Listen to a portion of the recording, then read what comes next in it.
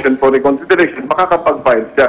Kasi ang nakakapagtaka, Igan, wala namang urgent dito dahil hindi naman nanganganib ang buhay ng Pangulo at mismong ang aming Secretary of Health nagkaroon ng pagkakataon na tignan siya personally at yung mga ulat na galing sa kanya mga doktor mismo at iba pa mga doktor, halimbawa yung namumuno ng Philippine Medical Association, sinasabi na wala naman panganib dito at ang kanyang procedure na hinihingi ay regular na procedure na ginagawa maski na sa ang parte ng bansa. Marami tayong doktor na pwedeng gumawa yan. So, nagtataka kami bakit mamadaliin ng ganon, samantalang ang kasong ito ay sinusubaybayan ng mga mamamayan. Kasi gusto nila, napakahalaga ng kasong ito, gusto nila magkaroon ng katarungan dito sa kasong ito. Kaya hindi natin pwedeng bastang parang turingin ito bilang ordinaryong kaso lamang.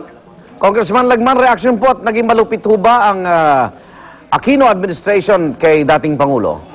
Matagal nang malupit.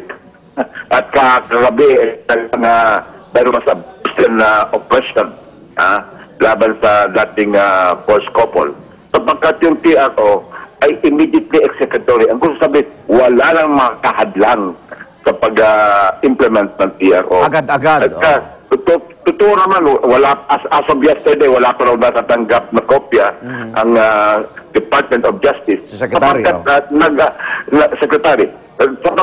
Kahapon, at past 5 o'clock, nag-attempt ang Korte Suprema na iserve yung kopya ng TRO. Pero may mga tao pa doon sa Department of Justice ayaw nang tanggapin sapagkat after office hours na lang.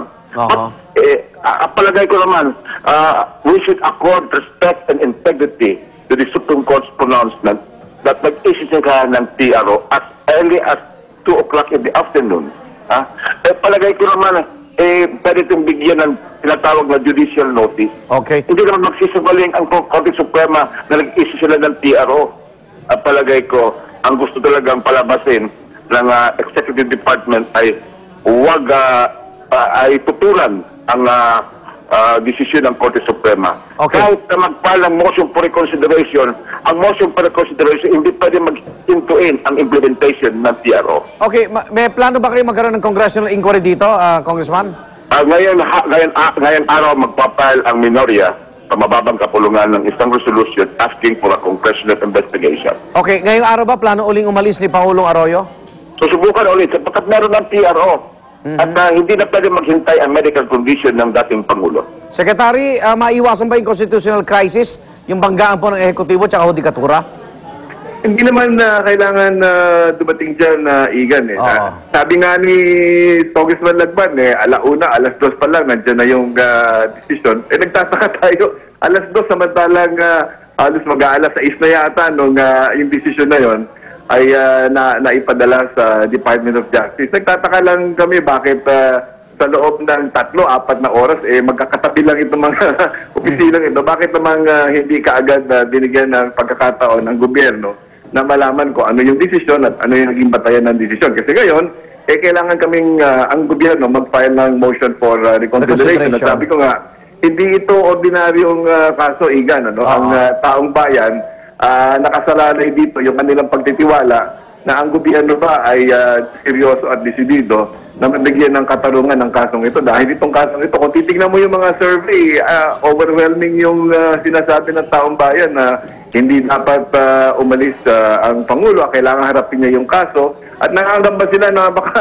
matulad itong kasong ito doon sa nangyari kay Ramona Arroyo. Ramona, yung kapatid, yung anak ni dating senador na mawawala na lang. Parang nadulas kayong sadya.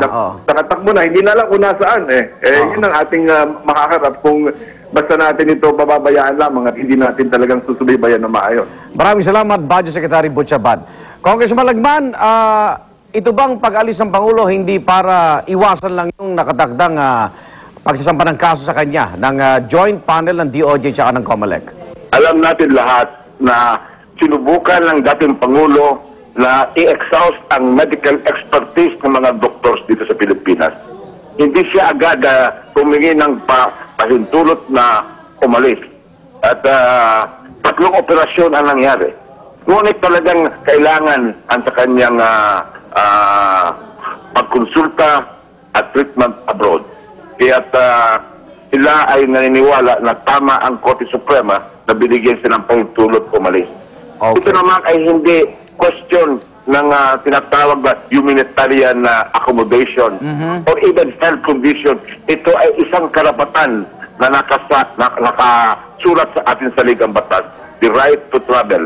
At tatlong bagay lang ang pwedeng kumadlang nito, yung tinatawag na national security, public order, and public health. Lahat Okay. ito ay walang kaugnayan sa pag-alis ng ating dating Pangulo. May hamon ho eh. Yung mga kaalyado niya, handa ba kayo magpakulong sakaling hindi bumalik si Pangulong GMA? Eh, kat babalik yan, sapagkat nga hindi man siya umiiwas sa hustisya. Hindi nga, handa kayo magpakulong, Kong? Yun ang hamon ng kabila eh. Eh, bakit naman ako magpapakulong? Ano ba naman ang delito ko? Eh, that is an impossible request. Okay. Maraming salamat, Pero Congressman. sinatya ko lang, babalik ang dating Pangulo. Babalik, okay. Maraming salamat po, House Minority Leader Egsa Lagman at kanina kausap natin Secretary Butch Abad. Yan po ating talakayan, mga igan. Magbabalik po unang hirit.